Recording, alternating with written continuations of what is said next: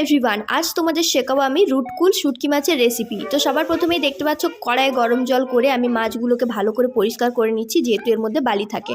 তো খুব ভালো করে ওই জন্য পরিষ্কার করে নিতে হবে। এরপরে কড়াই গরম করে দিয়ে দিলাম পরিমাণ মতো তেল, তার মধ্যে দিয়ে দিলাম কিছুটা পরিমাণ সাদা জিরা ভাজা হয়ে গেলে তারপরে দিয়ে দিলাম যে সবজিগুলো কেটে রেখেছিলাম। তোমরা চাইলে আরও অনেক রকমের সবজি ইউজ করতে পারো।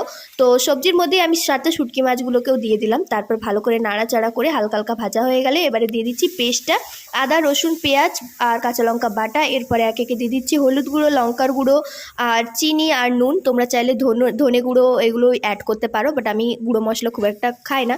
এরপরে ভালো করে ওই মশলাগুলোকে কষিয়ে নিতে হবে। মেদিনীপুর থেকে ঐশী দাস আর পুরুলিয়ার থেকে আশা টুডু আমাকে কমেন্ট করেছিল যে দিদি তোমার ভিডিও আমার খুব ভালো লাগে। থ্যাংক ইউ সো মাচ তোমাদের দুজনকেই। পরিমাণ মতো জল দিয়ে আর কয়েকটা কাঁচা লঙ্কা দিয়ে ঢাকনা দিয়ে হালকা নাড়াচাড়া করে নামিয়ে নিলে রেডি আজকে আমার শুটকি মাছের রেসিপি।